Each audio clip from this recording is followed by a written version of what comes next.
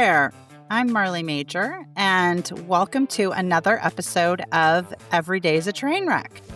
I'm so glad you're here. This is going to be kind of a special one because I can't believe it, but the podcast is pretty much 6 months old. Now, I don't know when you're going to listen to this, but that is crazy to me that it's already 6 months old. So for the little 6-month anniversary, I thought I would do a monologue, which is because in the very beginning, I had to do a monologue to launch the podcast. So this time I thought, perfect time to do another one. So this monologue is going to be about a subject near and dear to my heart and something I know a lot about. That is planning parties.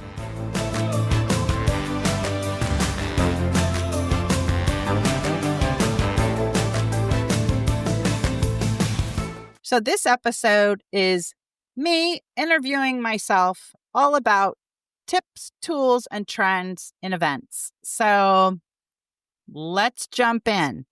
I'm going to answer all kinds of questions that I always am asked, whether it's on podcasts or TV shows or no matter what kind of articles. I always seem to get a lot of similar questions. So I thought this would be the perfect time to answer them. So here we go.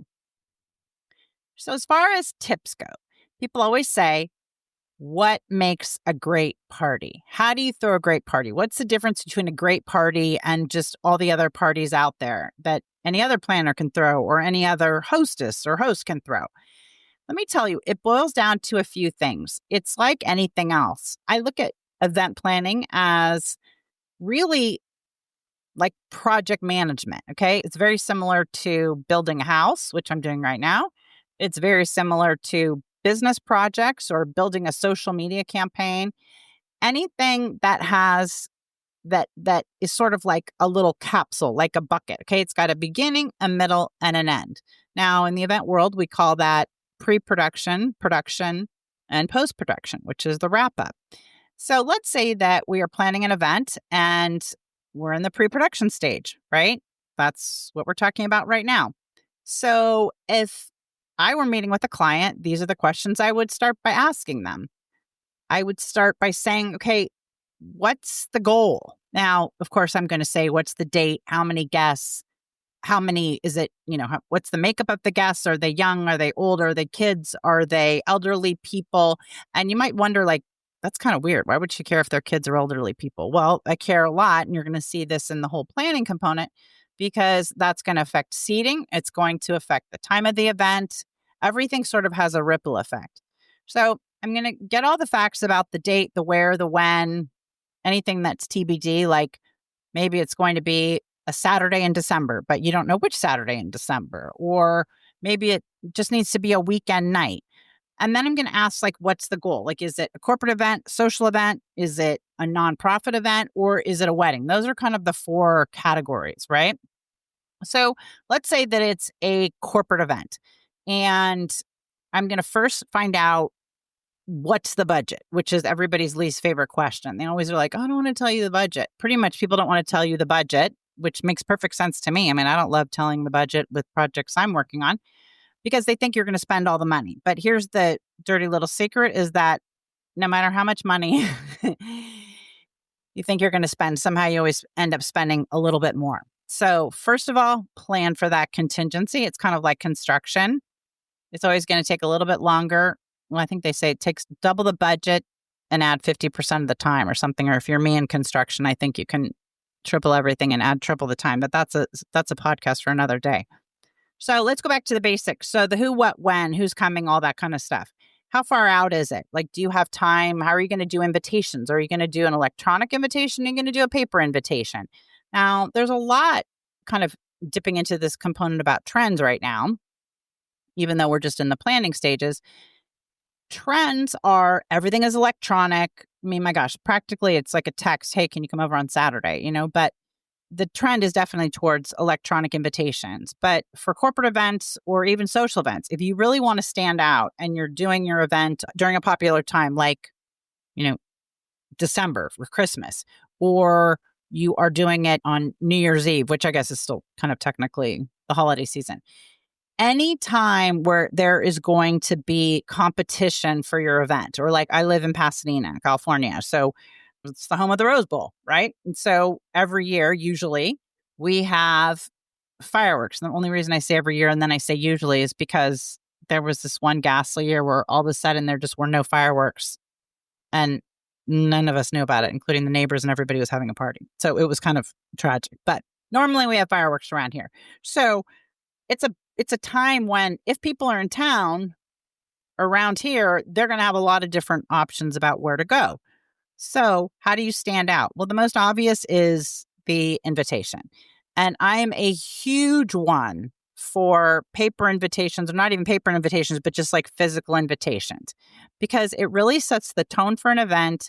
It is like the preview of sort of what's to come, right? It's like walking into a restaurant and you get the vibe. Like, how's the music? How dark is it? How light is it?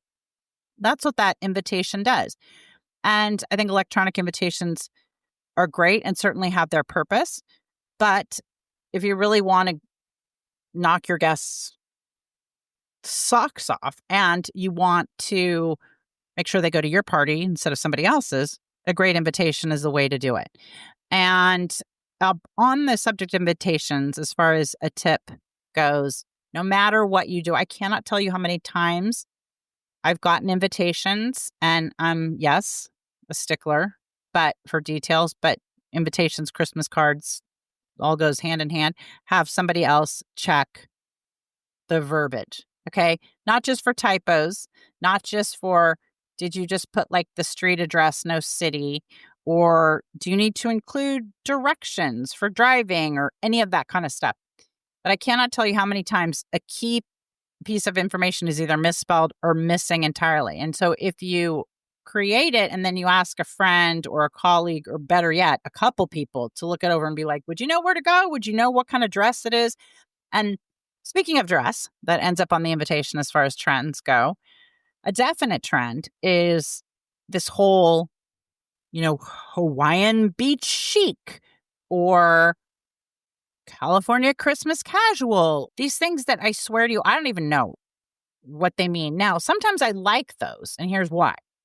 Because I just look at it as, listen, if it's not, like if ChatGPT can't tell me exactly what it is, and it's not something I can like Google, then heads up, as far as I'm concerned, I get to have a lot of liberty with what I wear, and that's awesome.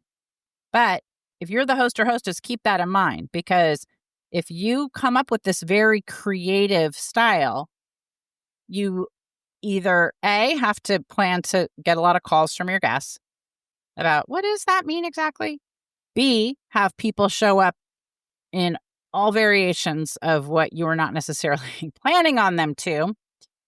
Or C, have in the invitation like California Christmas casual, whatever it would be, and then have literally some examples of what that would be. Like, we did this event for a regular client, and we had a very creative dress code. The whole thing was very creative. So in the invitations, we literally gave examples, like it'd be like this for men and this for women, and so that people got the vibe, right? Another tip is that the older, the more challenged the invitees are going to be by creative dress codes. So I am a big one for, even when I was in my 20s, I always invited my parents and my parents' friends to my parties, as well as, my friends. So my friends, my 20s, and let's say my parents' friends in their 60s, and then even older, 70s or 80s. The more creative it is, the older people get. They're like, wait, what is it? What should I do? What should I wear? So keep that in mind, or be very explicit. Now, if you send out a paper invitation or a box or something really fun, I also think it's a great idea these days, because here's another trend, and it's not a good one. So many times the physical invitation does not get to the intended person. I have seen all these stories, on TMZ or online or something, where the mailman, please don't send me hate about mailmen, but people dumping like the bag of whatever in the forest or getting stolen, that kind of thing. And at first, before it was so common, it was like, Marley, did you really send that invitation out to all those people? And my answer was always like, oh my gosh, yes. And we took it to the post office and like hand delivered it to them, right? So be prepared for people not to get the physical invitation. So what do? I'm a big fan of, if you have enough time, sending out like a save the date, especially if it's going to be a busy time of year, or especially if it's a wedding or something, super significant, then send out an electronic save the date.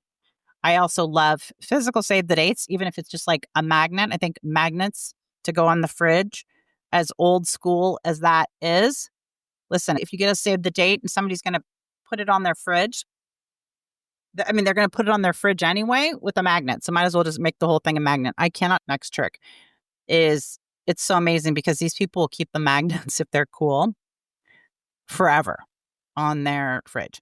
Okay, so next, make sure that if you send the physical invitation, that you also send an electronic one. And here's why: because people will be like, oh my gosh, so-and-so was invited and I wasn't. It really doesn't have anything to do with that. It just has to do with the fact that for some reason you didn't get your mail. So these days, plus people are moving. In LA, we've had the fires. It's such a cluster. It's really hard to keep up with people year to year. So if you send an electronic one, you're way better off as a backup in addition to the physical one, because you can say, hey, listen, a physical one should have gotten to your house already, or physical one's on its way. If you don't get it, please make sure to tell us, that kind of thing. But at least you have all the pertinent information, how to RSVP and everything. Another trend, unfortunately, is people do not RSVP. It's horrible. I know. I can't tell you, every single time we do an event, I have a conversation with a client where they're like, doesn't anybody realize how rude that is? And yes, it is so rude. It happens all the time, unfortunately. And that's a bummer. But people just don't RSVP. So plan to, if you're doing an electronic invitation, plan to use all those follow-ups. Like, so-and-so needs to hear from you.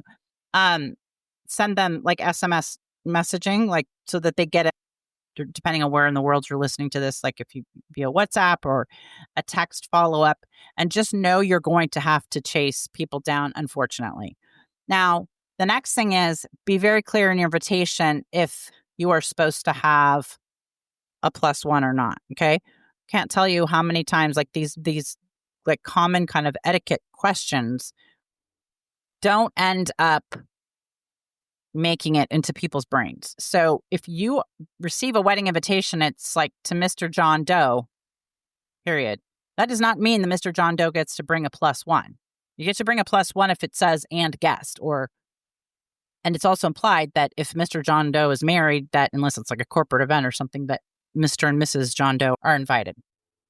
So going back to then the other key components, make sure to spell it out. Like if there's a start time and end time, if there is something they need to know about parking, like make it super easy, because people have just way, way, way too much time on their hands.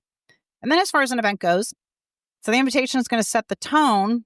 Now you're going to do all this preparation for it, and you're going to send your reminders, and you're going to have to follow up with people. But now let's just kind of jump to it's the beginning of the event, because of course I could talk for hours and hours and hours about how to create this. So you go into an event and you walk in and you need to be greeted by somebody or have some kind of like entrance acknowledgement you're in the right place. Why do I say that?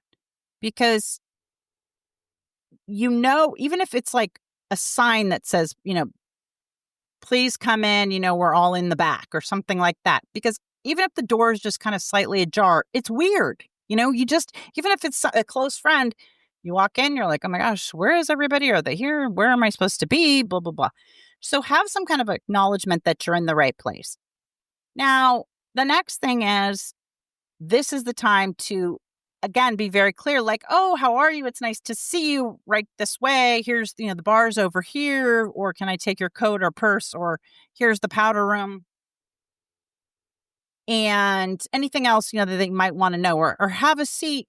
We're just finishing up hors d'oeuvres before we sit down for our, our first course. So have those kind of beginning points that it's sort of like, you're here, you're in the right place. Welcome. We're so glad to see you. Keep in mind, I'm very confident walking into parties by myself, I should say. And yet it is still a really nice reassurance when you see a friendly face, or especially if you're there a little bit on the earlier side, that, the host or hostess makes you feel comfortable. And by the way, that's their job, is to do that. You're not a good host or host if you don't.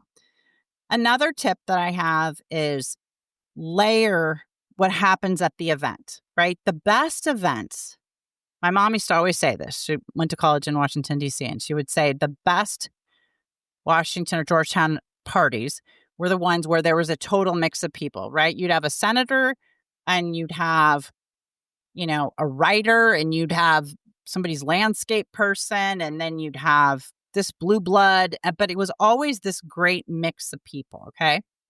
And that's true to this day.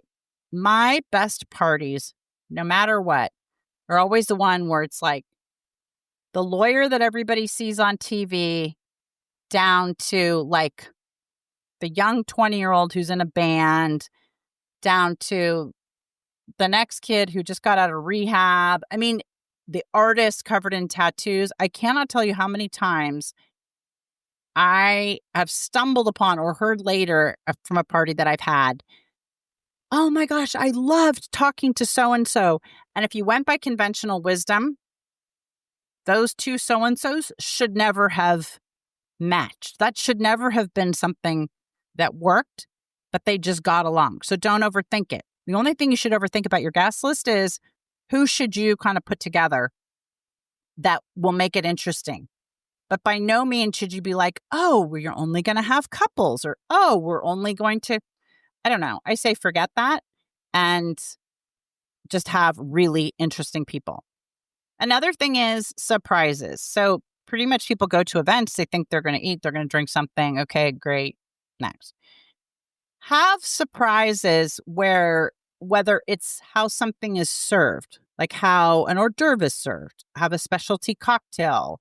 Maybe the specialty cocktail is made with dry ice. Maybe it's some kind of special fruit. Maybe it's fruit from your garden. Something so that kind of in each category, like food, beverages, place settings, or if you're not sitting down, then, table decor, something that just says somebody thought about it and they did something different. Okay. Like I'm thinking now to the Meghan Markle TV show on Netflix. And one of the things I love about her stuff is that even if she's doing something relatively simple, and even if it's something for kids, one of the things she always does is she always has like she sprinkles these kind of dried flowers that are like, on tea sandwiches, and they just perk everything up.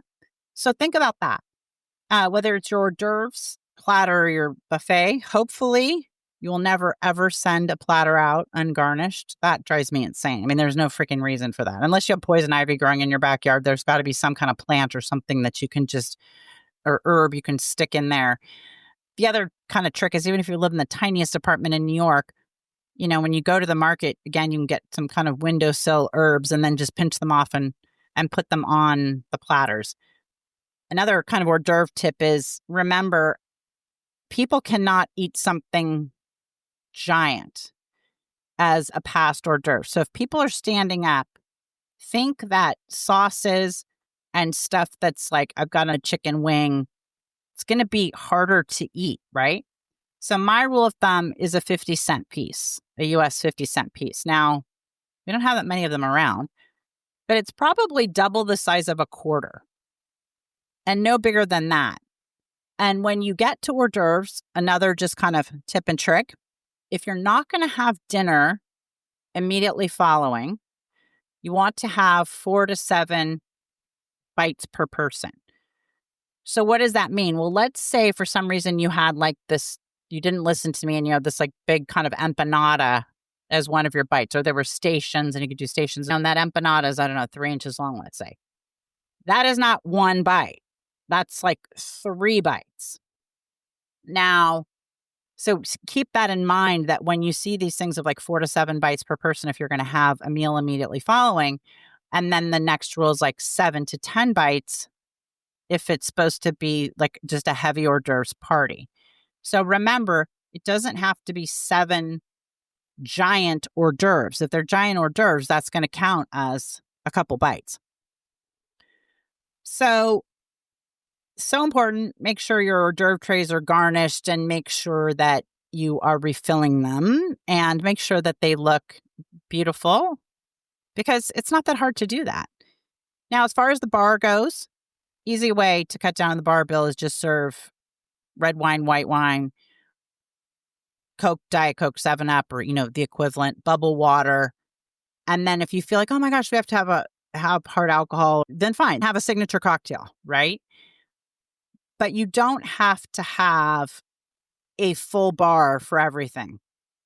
Now, another thing that people worry about is like they think if they're going to have a holiday party, oh, it has to be on, the second Saturday in December. If it's not on a Saturday night in December, and oh gosh, everything's booked. So should we not have anything? No, forget about that. Here's why.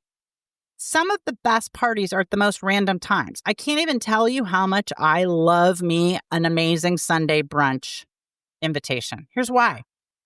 Not a lot of competition for Sunday brunches. Depending on, who you're inviting. Like if you're inviting some parents who have young kids, then yes, of course, you're going to adjust accordingly if they've got soccer or stuff on the weekends. But I absolutely love a Sunday brunch. I absolutely love a girls' Thursday night out or girls' Thursday night in kind of spa party, polish changes, or, like mini manicures, even just chair massage, that kind of stuff. So when I say layer things, that's what I mean is have different like vignettes or stations or things going on to surprise your guests and keep their attention. Now, there are going to be a lot of people who don't agree with this part that I'm about to tell you, but I'm going to say it anyway. So at a certain time in my life when I was married, and you'd have tons of couples and stuff that they're going to the event. And I always had a lot of people going to these parties. And men, a lot of times were like, oh God, like, it's my wife's friend. I don't really want to go, blah, blah, blah. So I just handled that head on and they're like, fine. I gave them what they wanted. So there was the girl on the bathtub with the acrylic and the sushi and the whole thing. And in those days, you could get away with that. I'm not sure so much these days you could, but you can come up with an alternative. And then right next to that was a whole hand-rolled cigar lounge and club chairs and all the stuff. And the guys could hang out, have their sushi, hang out. And let me tell you, there wasn't one man there that wanted to leave that party. Okay. And guess what? All of us girls, we were thrilled because we all just wanted to dance. We ended up just dancing with ourselves. Right. So kind of think about that. Try to anticipate bottlenecks or problems like where usually have for parties. Is parking always a problem? Is, are people always lining up for the ladies' room? Like all those kind of things sort of pre-plan how you can work them out or how you can maybe get around them. Layer things. Keep in mind if you have a band or DJ, they always want the music to be too loud. I am not sure. And by the way, I have a ton of people that I love and adore in bands and are DJs. I don't know if it's because their hearing is shot. I don't know if it's because they cannot hear how loud it is, like when they're on the stage, but it wrecks a party every single time when it's too loud. So just keep that in mind. If you are going to have some staff, if you're lucky enough to have staff, or you're going to have even somebody like a friend or teenager, please be very clear about what you expect them to wear to work or to help. Photographers and DJs are on top of my list for looking sloppy. I hate looking sloppy. Now, if it's a casual thing, that's great. But I still want people to look clean and have their pants pulled up and be in line with what the rest of the guests are looking like. I just don't think that the photographer or the DJ should be the most disheveled person there. And if it's a famous photographer or famous DJ, best of luck. They're going to probably do what they want. But if you're going to have wait staff, whether it's from, somebody's house here that's helping, or you're going to an agency, or you're just having a teenager help, please be very specific. If you're saying, oh, just wear black, I cannot tell you the versions of just wear black that I have seen. Can it be black, faded black? Can it be denim? Should it be a collared polo shirt? Should it be a collared white shirt? Does the shirt need to be pressed? Because let me tell you, ain't nobody these days has an iron. Okay. So if you want it pressed, you really better ask.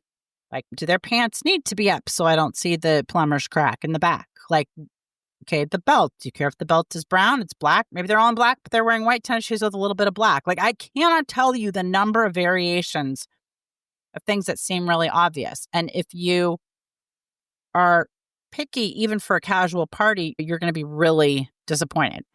Another couple things to set, like with respect to even valets, like, how are they going to be dressed? Is it okay if they smoke outside? Is it okay if they're chewing gum cards? Like, is it okay if they hand out, do you want people to tip? A lot of times at higher end events, like with my clients, they do not want people to tip, right? They are like, we've taken care of that. Thank you so much. That's a sign of a really classy event.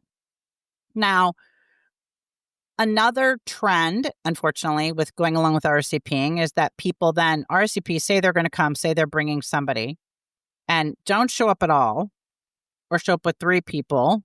And it's just like, oh my gosh, hello. So as the host or hostess, you have to be prepared to have extra of everything, whether it's extra seating.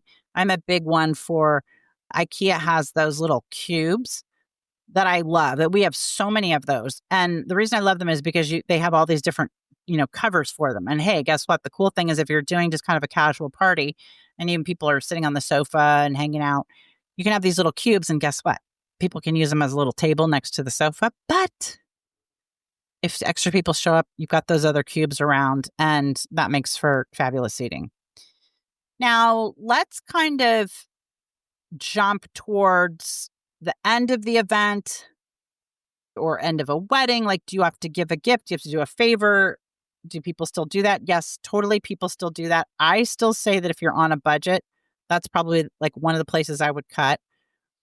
I would always say have an amazing DJ instead of a mediocre band if you can't afford it.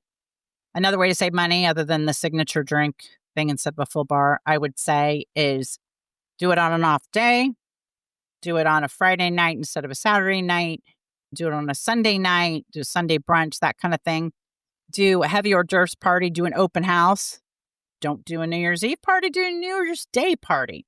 New Year's Day parties are the best parties. You want to have a party on the Super Bowl? Let me tell you the best thing. Everybody's having Super Bowl parties. There's so much competition.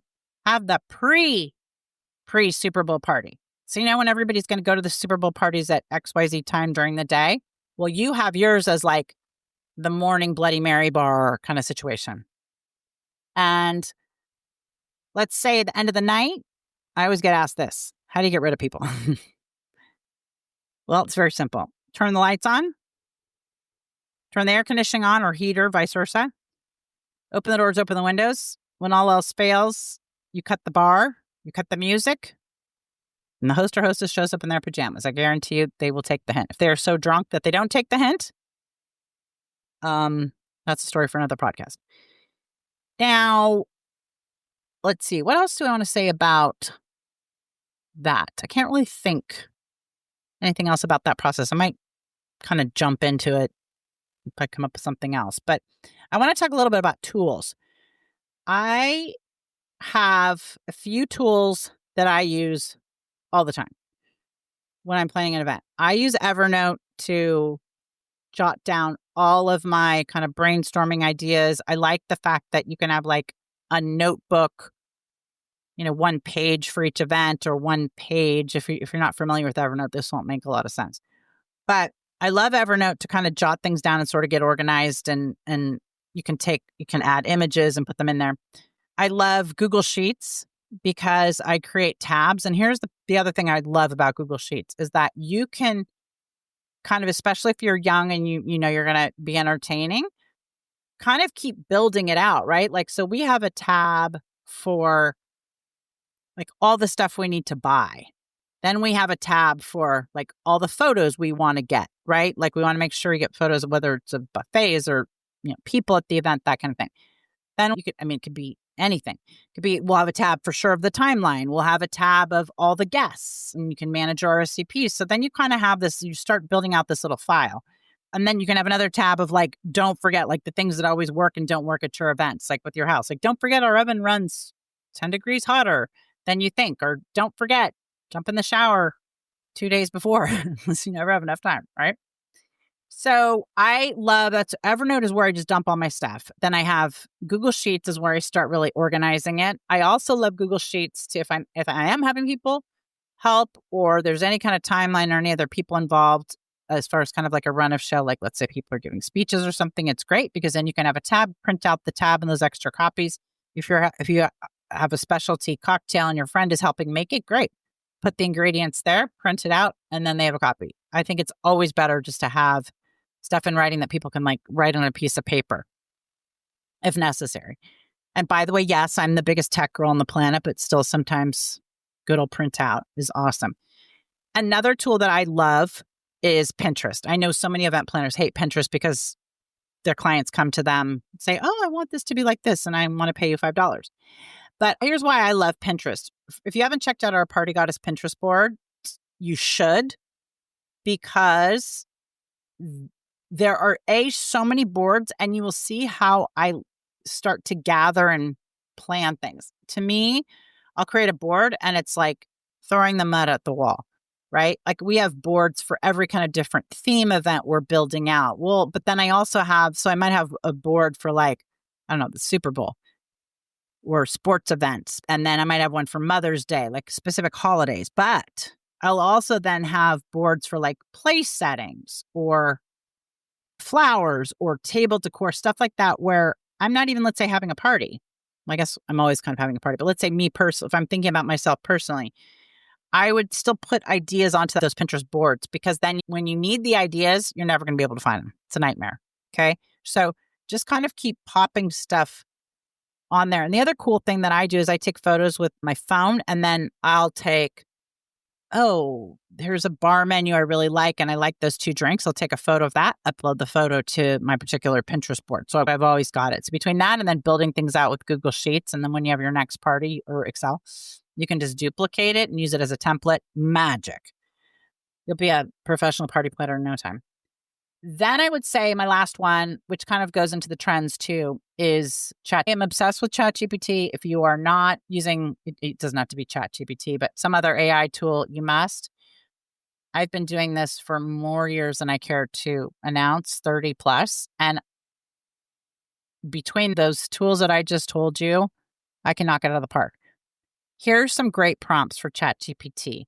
Now, the more you use it, the more it learns how you like to talk, how you process information. I have front-loaded ChatGPT in my settings with, please explain it to me in a step-by-step manner. Please explain, no matter what subject it is, business, parties, anything, in a manner in which like you're teaching somebody who's never cooked how to follow a recipe. Like I tell it to be very explicit. I tell it to give me step-by-step instructions. I tell it to give me resources where possible.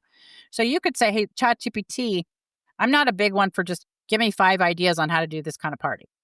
I will say, I'm hosting an event in December. Here's the goal. I give it paragraphs of data. I think the more you load it up in the beginning, kind of with what you want, what you hate, it can't have onions. It needs to have a kosher station, whatever. You load it up.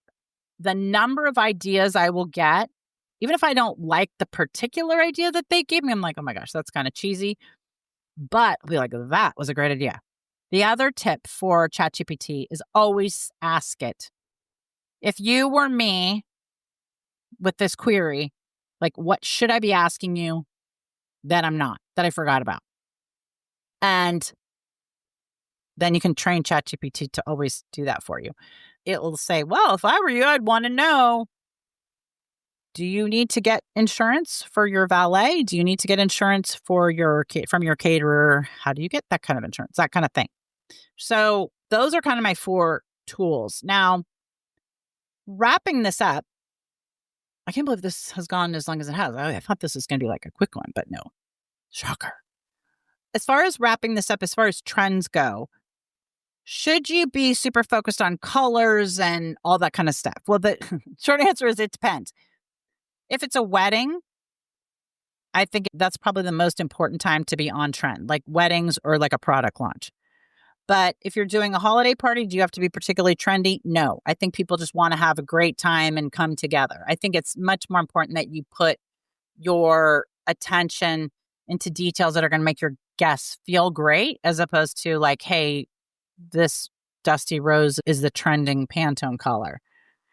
And keep in mind, it is, as far as budgets, there's never enough money. Okay. I'm just going to tell you, there's never enough money.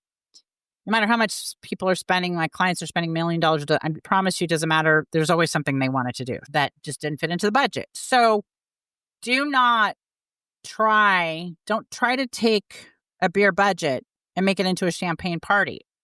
Because here's why. Take whatever budget you have and have it be amazing. Have it be hot dogs, but have it be the best hot dog party anybody has ever seen, with every kind of mustard and every kind of topping and different, like how they make hot dogs in different parts of the world, right? The history of the hot dog, I don't know, shaped martini glasses, something like that. You see where I'm going.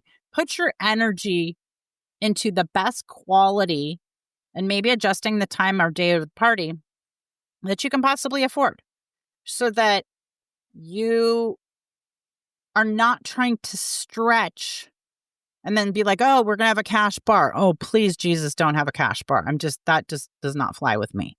I know I'm going to get a lot of hate mail about that, but no, I think you should just do the best you can, what you can afford, have people chip in. But there's no shame. You could be a gazillionaire. You just don't want to spend a ton of money. There's no problem with that. Just do the best you can with what you've got and have it be cool. And again, if you need tips and tricks, you know where to find me. Instagram @thepartygoddess. And of course, thepartygoddess.com. And let's see, what else? Of course, just come back here to the podcast, tips and tricks. And definitely, though, for this episode, because this is such a creative thing, definitely check out our Pinterest boards on the Party Goddess. I don't know how many pins we have. It's so many thousands. It's truly mind-blowing. So have fun with that. Enjoy. Leave us a comment. You know what to do. Subscribe to the show, 5 stars if you're so inclined, and definitely comment. But subscribe. And I can't thank you guys enough. Yeah, I love celebrating the 6-month anniversary with hopefully what you felt was a ton of good content. Okay, this is Marley Major signing off on another episode of Every Day's a Trainwreck. Thanks, and have a good one.